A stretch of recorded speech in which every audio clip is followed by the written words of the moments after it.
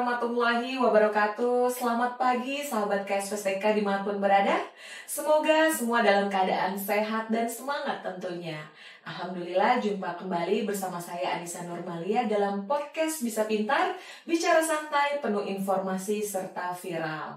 Nah sahabat KSPSTK, pada kesempatan kali ini podcast kami akan mengangkat tema mengenai Jambore GTK Hebat 2024.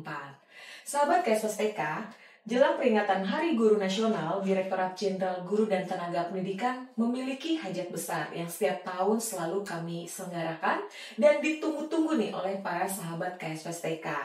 Nah, sebagai bentuk penghargaan bagi guru dan tenaga kependidikan di seluruh Indonesia yang telah berinovasi dan juga berdedikasi dalam peningkatan kualitas pendidikan di seluruh Indonesia, serta memberikan penghargaan kepada komunitas belajar inspiratif dalam meningkatkan kompetensi guru dan tenaga pendidikan, tentunya dalam ajang Jambore GTK Hebat 2024.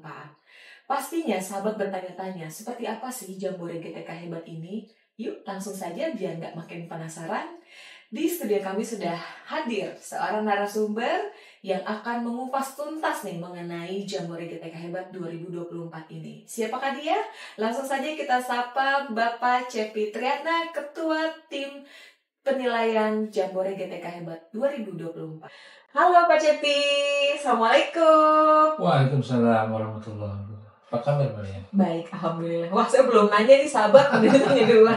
Gimana kabarnya Pak Cepi? Alhamdulillah baik. Ya. Senang bisa bertemu lagi. Iya, ini udah tahun ketiga kita ya. Ketiga ya. Iya, jadi selalu masih menjabat sebagai ketua Mix Penilaian.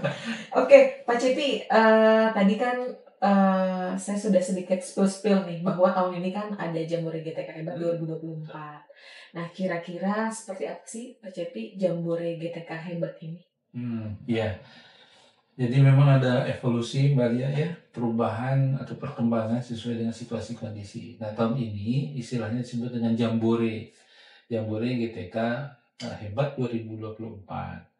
Artinya nanti ketika sahabat-sahabat memasuki ya pada tingkat nasional, itu memang betul-betul untuk menselebrasi, merayakan dan saling berbagi karya-karya baik yang atau praktik-praktik baik yang sudah dilakukan oleh sahabat-sahabat KSPSTK.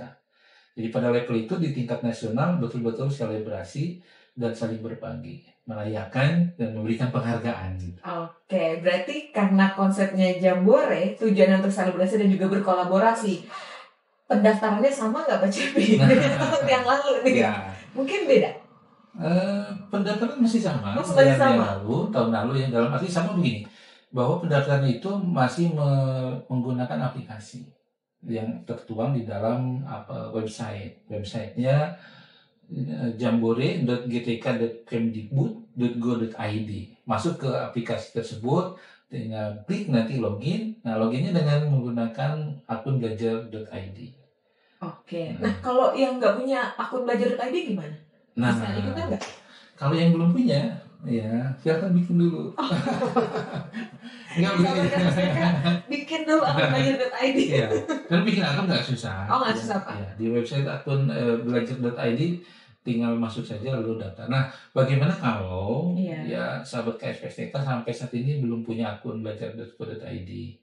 Kalau masih belum buat, ya silahkan masuk menggunakan akun Gmail. Boleh. Oh, jadi boleh ya. Jadi kalau misalnya saat ini belum punya, ya. Menggunakan akun Gmail dulu ya. Tapi jangan lupa daftar ya. Daftar pasti. Oke, baik.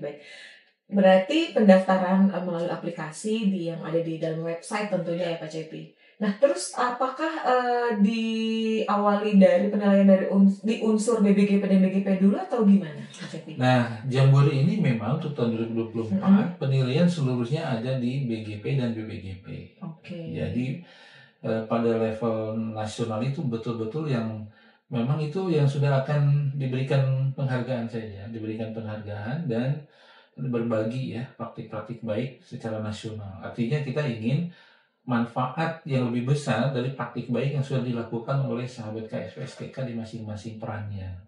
Ada yang sebagai kepala sekolah, pengawas atau tenaga administrasi, tenaga laboran, ya tenaga perpustakaan itu yang sudah dinaikkan ke pusat atau ke nasional. Kita ingin ini dibagikan ke semua GTK lah, semua GTK se-Indonesia atau bahkan sekolah yang di luar negeri ya GTK kita kan juga punya GTK di luar negeri. Nah, mudah-mudahan sih bisa sampai ke sana.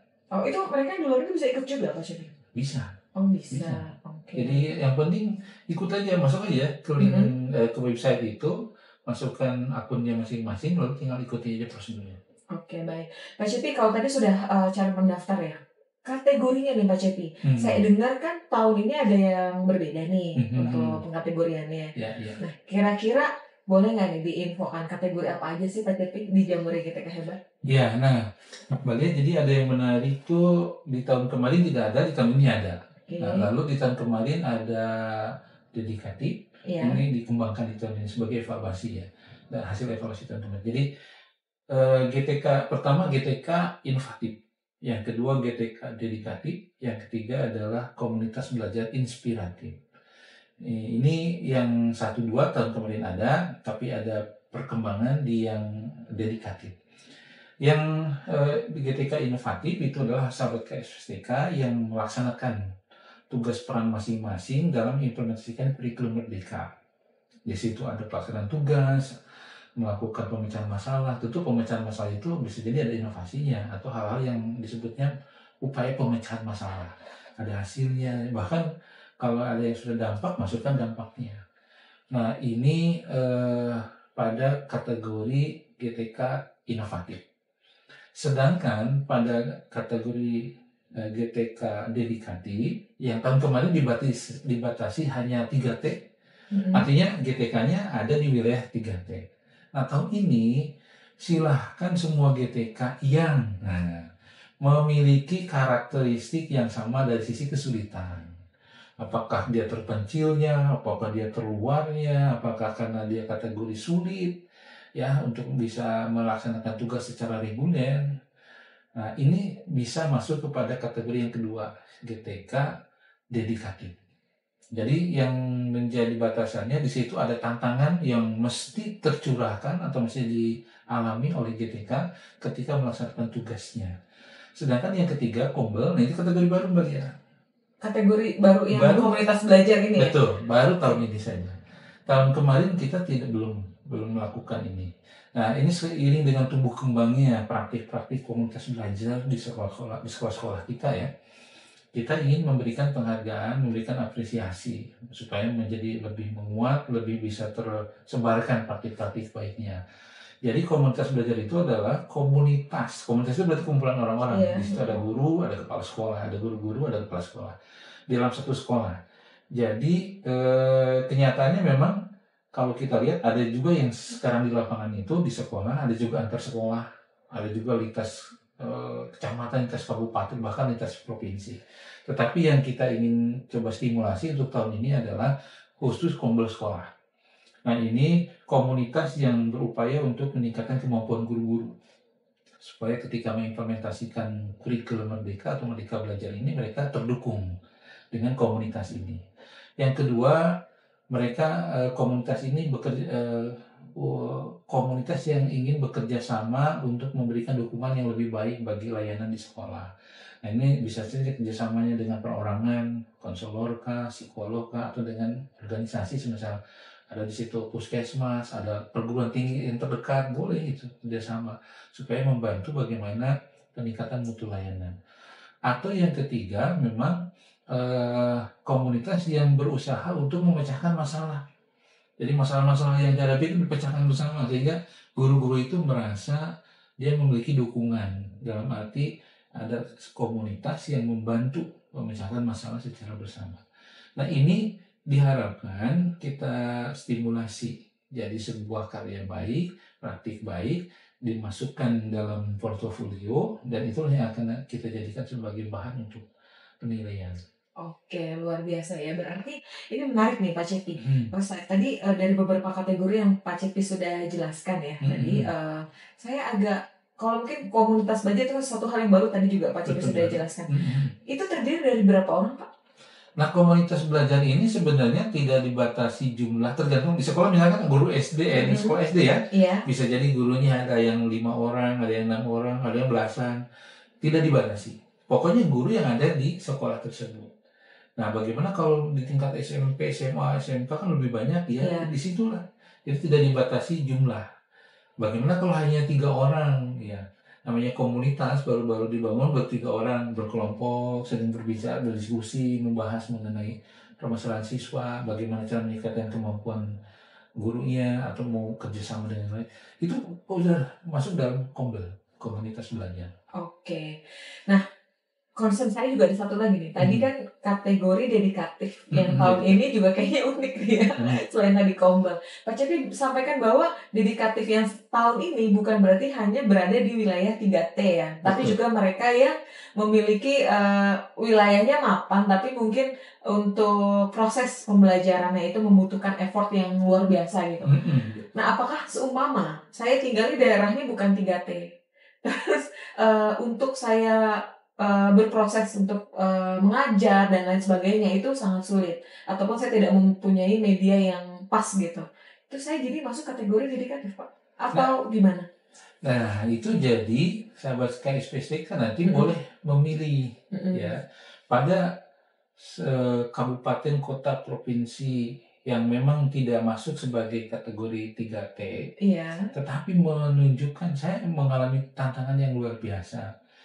Ya, ada yang dengan harus menyeberang laut dulu, misalkan kepulauan, sungai yang besar, ada yang naik gitu kan, sungainya harus naik ya. Atau ada yang menyeberang danau buatan ya, tapi ketika ke lokasi sekolah itu minim dengan fasilitas atau jaringan, atau minim di situ hanya sekolah saja, masyarakat belum banyak, atau ada kondisi-kondisi yang sebenarnya kurang aman bagi fisik ya guru-guru, kepala sekolah, pengawas, pendidik lainnya itu maka boleh masuk pada kategori itu. Kenapa? Ada tantangannya itu yang memang tidak reguler. Nah, kalau reguler misalnya, saya itu memang setiap hari harus meluangkan waktu 30 menit untuk naik sepeda motor sekian kilo. Nah, itu sih masih biasa. Masih biasa. Macet, jalan jauh pakai motor biasa. Apalagi misalkan di kota-kota tertentu ya, 30 menit itu karena bukan jauhnya, karena macetnya. Itu sih nggak ada masalah. Berarti nggak bisa ya masuk dedikatif ya? Bukan itu, tetapi kondisi kesulitan yang hampir sama dengan kondisi di daerah 3T. Tetapi kabupaten kotanya tidak dinyatakan oleh Permendikbud sebagai kabupaten kota 3T. Oke, baik. Berarti juga jangan sembarangan ya Pak Cepi ya, merasa berat nih padahal cuma macet ya. Iya, betul. Langsung jadi milihnya dedikatif. Oke. Baik, nah sahabat KSPSTK nih harus dicatat nih. Jadi tantangannya juga tantangan yang bagaimana dulu ya Pak Cepi ya. Oke, baik. Pak Cepi, tadi kita sudah ke kategori nih. Kalau persyaratannya, jangan-jangan karena tadi Pak Cepi bilang bahwa tema ini adalah selebrasi dan juga berkolaborasi ya kan? Mungkin persyaratannya lebih mudah nggak nih Pak Cepi tahun ini di Jambore? Soalnya persyaratan dari tahun kemarin nggak ada yang sulit ya. Ada sulit. Iya. Pertama misalnya begini, persyaratan mengenai kualifikasi pendidikan. Karena memang kita disyaratkan untuk secara umum bahwa tenaga pendidik itu harus S1 ya, minimal S1. Kecuali bagi kita itu untuk SPS ada kepala satuan PAUD, tenaga administrasi sekolah, tenaga laboratorium sekolah, dan tenaga perpustakaan sekolah itu boleh SMA. Ya, kualifikasinya boleh SMA. Yang lainnya itu harus S1. Yang kedua masalah syarat pengalaman minimal. Jadi minimal sudah melaksanakan tugas ya, baik pada KSPS maupun teknik lainnya itu 1 tahun terakhir. Jadi kalau bagaimana kan belum 1 tahun ya nggak bisa memang. Ini apakah karena belum 1 tahun menjadi terbatasi? Nah, coba dilihat begini, sahabat KSPSTK. Sahabat ini di Dapodiknya itu tercatatnya sebagai apa? Apakah kepala sekolah, pengawas sekolah, atau yang mana? Termasuk yang teknik ya. Teknik itu misalnya dia guru atau tenaga perpustakaan sekolah misalkan. Itu coba cek di Dapodiknya. Jadi yang dijadikan rujukan oleh kita untuk menyeleksi ini kalau dia adalah guru, statusnya di Dapodik itu guru, tapi dia mendaftar sebagai tenaga perpustakaan sekolah, maka dengan sendirinya itu akan terpental sebutnya, itu tidak akan bisa lanjut. Kenapa? Karena antara status di Dapodik dengan kategori pendaftaran nggak match. Berarti kuncinya semua ada di Dapodik. Dapodik. Oke, Jadi baik, cek baik. dulu data Dapodiknya, sahabat KSPSTK itu ada pada kategori apa? Iya. Ya bisa jadi yang tugas tambahan sebagai tenaga perpustakaan, tenaga laboratorium itu statusnya guru. Maka ketika masuk mendaftar menjadi tenaga laboratorium pasti itu terhambat lalu tidak bisa lanjut. Oke. Demikian juga yang perpustakaan. Nah, demikian juga yang jadi kepala sekolah. Jadi guru statusnya misalkan baru 3 bulan menjadi kepala sekolah. Iya. Jadi statusnya sudah jadi kepala sekolah, sudah tidak jadi guru. Mendaftar jadi guru nggak bisa. Tapi jadi kepala sekolah juga nggak bisa. Jadi kepala sekolah juga nggak bisa karena 3 bulan, baru 3 Oh bulan. iya iya. Tapi beda kalau memang sebelumnya pernah menjabat kepala sekolah di tempat yang satu. Iya. Misalkan udah 3 tahun, 2 tahun dipindah ke sekolah baru, baru 5 bulan. Nah ini dihitungnya 5 bulan plus yang 2 tahun tadi. Jadi sudah bisa tuh, walaupun beda sekolah, tidak masalah. Oh gitu, berarti aman ya, yang penting cukup umur ya Pak Cepi. Betul, cukup umur Mbak. Terus kalau saya udah menggebu-gebu nih Pak Cepi, mau ikut di Jambore GTK tapi belum cukup umur, gimana Pak Cepi? Nah, kalau yang belum cukup umur dalam arti tidak memenuhi syarat ya, 1 tahun terakhir, maka pertama untuk rencanakan untuk bisa ikut tahun depan. Kumpulkan dulu bahan-bahan yang ada saat ini. Jadi kalau memang betul-betul secara definitif di Dapodiknya tidak bisa mengikuti karena belum 1 tahun, yaitu mau tidak mau belum bisa lanjut. Kenapa? Secara otomatis karena sistemnya sudah terkoneksi dengan Dapodik, itu akan tidak bisa lanjut. Kenapa sih Pak Cepi harus nunggu 1 tahun? Ya, nah ini baru ya memang gini. Ini kan yang kita akan bagikan adalah praktik baik. Ya. Betul. Namanya praktik baik itu artinya praktik yang sudah bisa dibagikan bagi kawan-kawan yang lain, sahabat-sahabat yang lain. Ketika praktik baiknya baru diuji coba, dalam arti belum punya keyakinan ini bisa jadi praktik baik atau praktik trial and error ya, uji coba saja, ya kita juga masih meragukan atau belum yakin kalau itu bisa dibagikan ke teman-teman yang lain. Khawatirnya salah gitu. Nah, belum teruji. Nah karena itu sahabat-sahabat, batasan waktu itu sebenarnya bukan mencegah sahabat-sahabat sekalian, tetapi kami ingin meyakini bahwa apa yang menjadi praktik baik itu benar-benar sudah bisa mencapai kepada hasil. Sahabat-sahabat juga meyakini bahwa ini ternyata bisa jadi praktik baik bagi sahabat-sahabat dan bagi sahabat-sahabat yang lain. Oke, berarti ibarat bayi ya, nunggu 1 tahun. Nunggu 1 tahun. Ya 1 tahun udah bisa jalan ya? Iya. Nah, nunggu 1 tahun. Oke, baik. Sahabat KSPSTK yang belum 1 tahun, harap bersabar. Jadi kumpulkan dulu nih semua. Evidence-nya. Iya betul, evidence-nya ya. Oke, baik. Pak Cepi, tadi udah ke persyaratan. Tapi Pak Cepi jangan lupa nih, persyaratan salah satunya pastinya ya, ini yang menakutkan nih, menjadi momok nih buat buat sahabat KSPSTK ya. Ini Pak, apa namanya untuk portofolio ya, yang terdiri dari video dan naskah nih Pak Cepi. Itu kan banyak sekali ya, mereka mungkin yang bingung Pak Cepi. Sebenarnya video seperti apa sih yang diharapkan dari Jambore GTK hebat ini? Terus gimana bikin naskahnya? Aduh, kan itu harus ngumpulin berapa ribu kata ya. Nah, itu gimana Pak Cepi? Mungkin bisa jelasin di sini. Baik, Mbak Lia. Sahabat KSPSTK memang ini ada hal yang menarik ya, dalam arti sebagian sahabat itu ada yang kalau sudah harus ngumpulin portofolio seperti zaman sertifikasi dulu, itu jauh sekali dengan perumpamaannya. Jadi yang disebut dengan portofolio itu adalah satu, ada video yang menjelaskan mengenai praktik baik, dan video ini yang kedua disertai dengan naskah. Naskah ini sebenarnya menjelaskan isi video. Nah, ada hal lain atau disebut dengan bukti pendukung, misalkan sahabat-sahabat praktik baiknya pernah diminta oleh sekolah lain, atau kombel lain ya, atau guru lain, atau orang pihak-pihak lain untuk menyampaikan misalkan seperti apa sih praktik baiknya. Nah, lalu sahabat KSPSTK itu menyampaikan, atau diundang bupati misalnya, kepala dinas di kabupaten kota masing-masing atau di provinsinya untuk menyampaikan praktik baik. Nah itu sebagai bukti pendukung. Masukkan tuh baik undangannya, fotogiatnya, atau ada produk yang digunakan secara tidak hanya untuk dia, tapi juga digunakan masa oleh kelas yang lain, oleh sekolah yang lain, itu juga difoto, itu bukti pendukung. Nah, saya jelaskan dulu tentang video ya. Iya. Jadi video ini ibarat Mbak Lia melihat bintang gitu ya. Bintang itu bahasa Inggrisnya star. Bintang. Jadi ingat ingat video, ingat star. Star itu kan STAR. S-nya adalah situasi. Iya. Gambarkan oleh sahabat KSPSTK apa situasi yang dihadapi oleh KSPSTK saat ini. Baik itu kondisi siswa, kondisi guru, kondisi sarpras, dan lain. Singkat saja.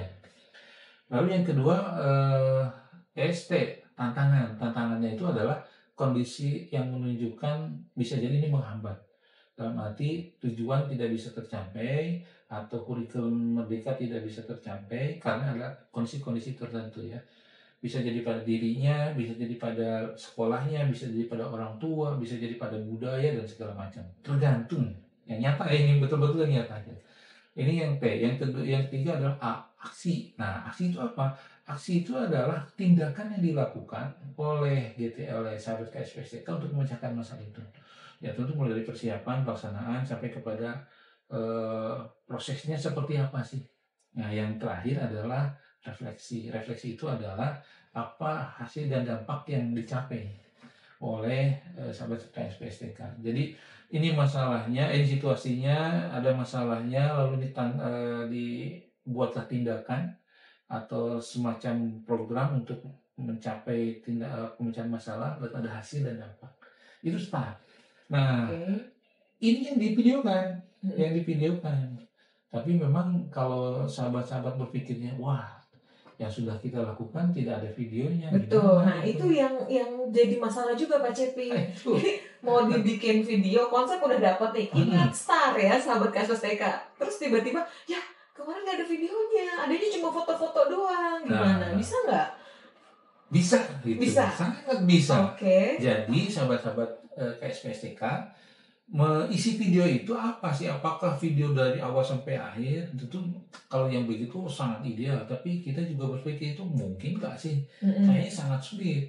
Yang dimaksud star itu nanti sahabat-sahabat bisa isinya cuplikan video, bisa juga dalam bentuk foto yang diilustrasi dengan narasi audio ya, narasi lisan atau teks, atau ilustrasi-ilustrasi yang dinarasikan boleh juga.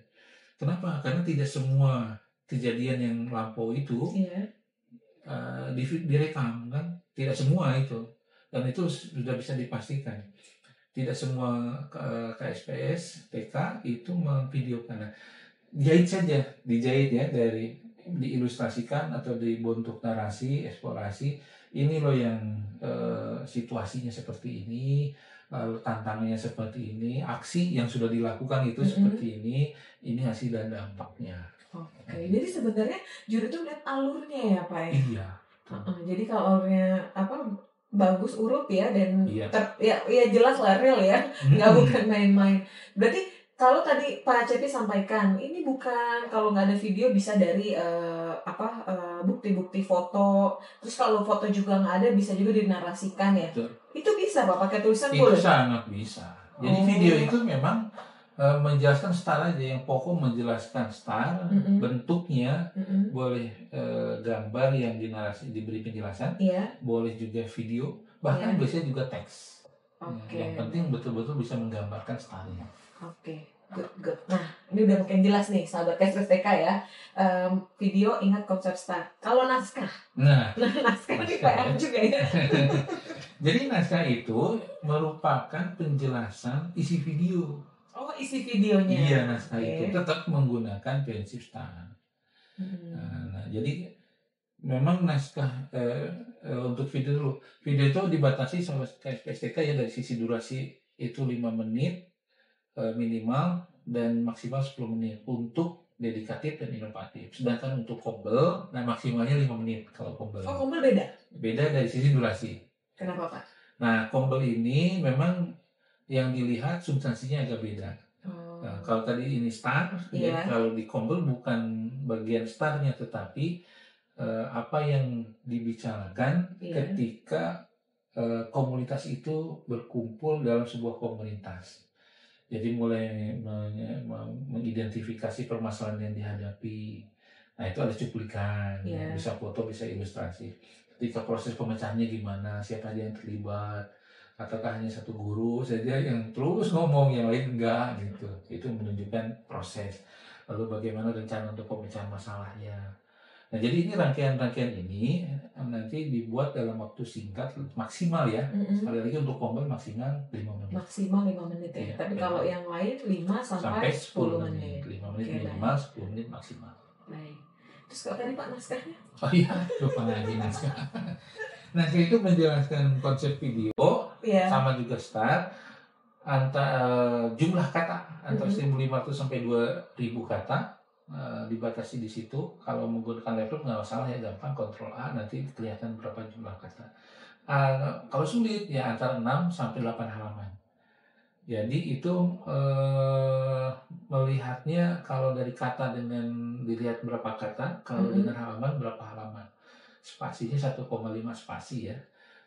Ukuran kertasnya A4, jadi ukuran fontnya 12. 12. Ya, Oke. Ukuran font 12, atas 3, kiri 3, kanan bawah itu 2. Berarti kalau misalnya pakai hitungan lembar 6 sampai 8 lembar. Iya. Ya. Kalau lebih? Nah, kalau lebih ya itu sama dengan video yang lebih dari 10 menit. Artinya terlalu banyak. Terlalu banyak. Oke. Iya. Okay. Kalau kurang terlalu minim justru. Berarti tadi disesuaikan juga ya, kalau video 5 sampai 10 menit maksimal ya. Tapi kalau tadi naskah 6 sampai 8 lembar ya maksimal. Oke. Tapi sih paling gampang dilihat ya Pak di checklist tadi di komputer ya. Nggak terlalu sulit sebenarnya sekarang itu dengan program ya. Program di Microsoft Word misalkan. Mana itu gampang. Kalau misalnya nggak pakai komputer gimana? Nah, kalau sekarang nggak pakai komputer, justru kita mempertanyakan nih, GTK ini kan sekarang sudah sampai kepada keterampilan teknologi informasi komunikasi, ada kemampuan yang harus dikuasai. Jadi kecuali kalau dia dari istilahnya, kalau tahun kemarin itu istilahnya disebut dengan dedikatif ya. Yang dedikatif itu bukan karena tidak bisa, karena listriknya tidak ada. Jadi medianya yang untuk menulis itu yang tidak ada. Nah, itu boleh tulis tangan. Oh gitu. Iya. Tapi kalau tahun ini udah enggak lah Pak ya. Nah, mudah-mudahan sudah bisa terfasilitasi. Jadi nanti kan bisa minta bantuan ditulis ketik dulu, sekarang bisa ditulis tangan dulu, nanti bisa minta bantuan guru-guru yang biasanya dari yang terpencil gitu ya. Minta bantuan ke yang memungkinkan ya. Okay. Tapi kalaupun terpencil nih yang kondisi tidak ada listrik itu, ya boleh saja tulis tangan. Masih bisa dikondisikan lah kalau kita di pusat ya Pak ya. Khusus yang daerahnya tidak ada listrik. Oh baik. Pak Cepi, oke, tadi kita sudah bicara video, bicara naskah ya. Gimana dengan topik-topiknya nih Pak? Saya udah kepikir nih, mau bikin videonya kayak apa, naskahnya gimana. Topiknya Pak, mungkin bisa dijelasin nggak? Untuk kepala sekolah seperti apa, pengawas sekolah seperti apa, dan tadi kayak salah satunya ada tenaga berjasa sekolah, laporan, dan juga perpustakaan.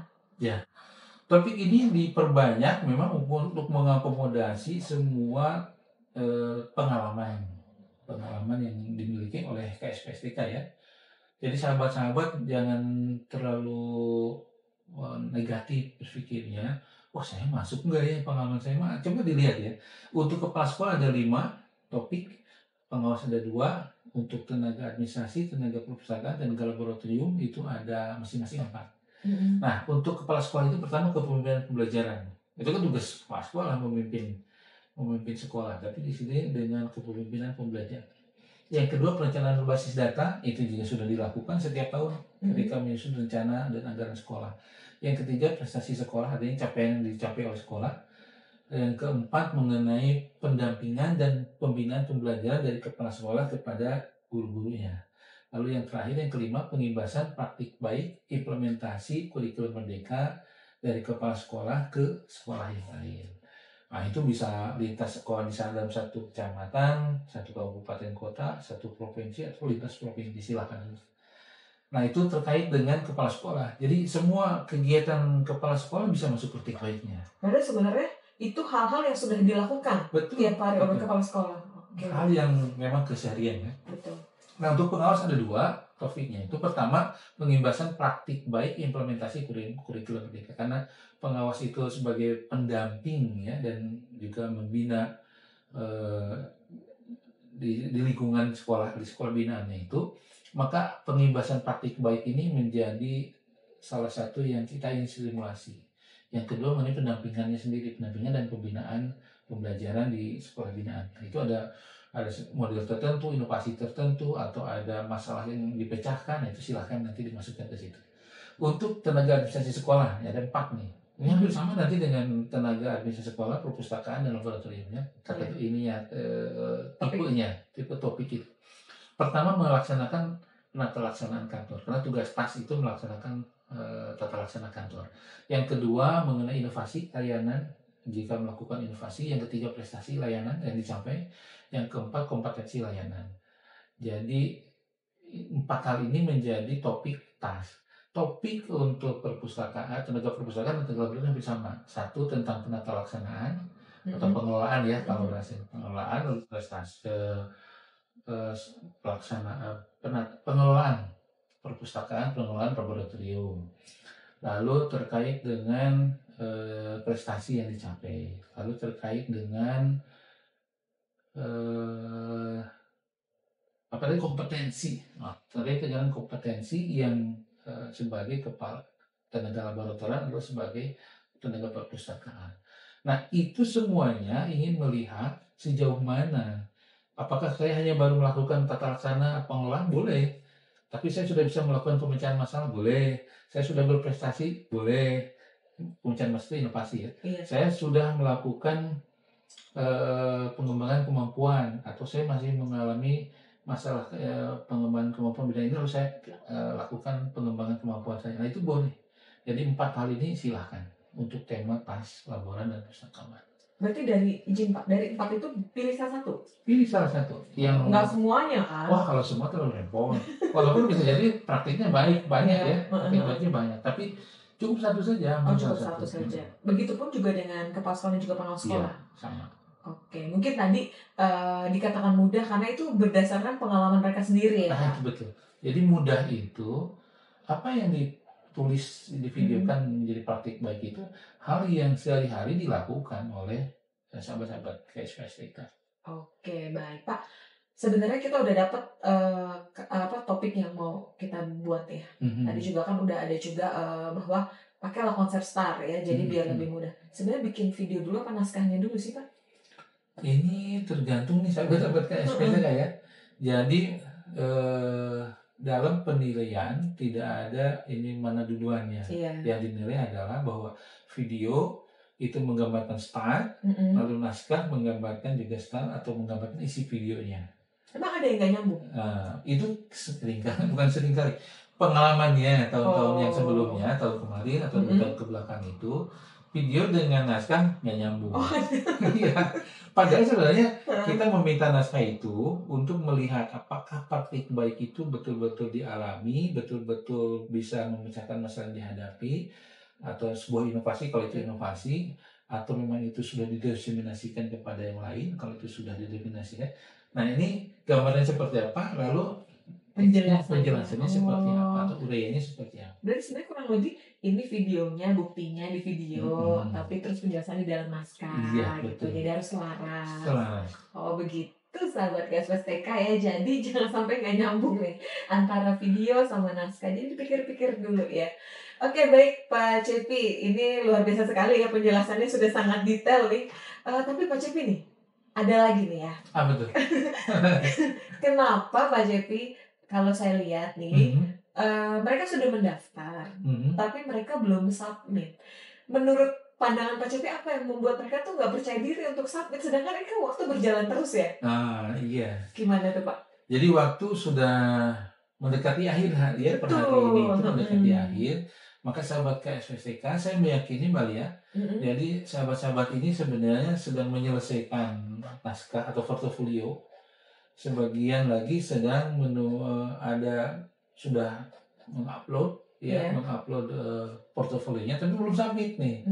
Nah, saya menduga, ini dugaan saya, oleh kawan-kawan ini yang kalau ada yang japri ke saya ya, baik KS, PS maupun TK yang lainnya itu sedang proses. Oh, sedang proses. Sedang proses. Jadi mereka kenapa masih belum diupload ya? Memang saya ingin perfect gitu, ingin terbaik. Tapi masalahnya sampai kapan sih gitu ya? Kita harus juga lihat waktu nih. Iya, takutnya kelewatan. Takutnya kelewatan. Kalau kelewatan, saya khawatirnya mereka atau sahabat-sahabat ini tidak bisa ikut. Nah, karena itu sahabat-sahabat jangan ragu nih. Jangan ragu ya. Iya, jangan ragu. Yang sudah mengupload submit aja. Percaya diri aja gitu ya Pak. Percaya saja bahwa itu sudah yang terbaik. Yang sedang proses segerakan untuk dituntaskan, diupload. Jangan sampai menunggu-nunggu. Apa yang sudah disosialisasikan oleh GTK maupun BGP dan BBGP sudah tidak mengalami perubahan dari sisi substansi. Kalaupun nanti masalah di luar itu sih mungkin saja masalah hari, tanggal ya. Tetapi kalau masalah substansi yang dibuat oleh sahabat-sahabat KSP itu sudah yang akan dijadikan bahan untuk dinilai.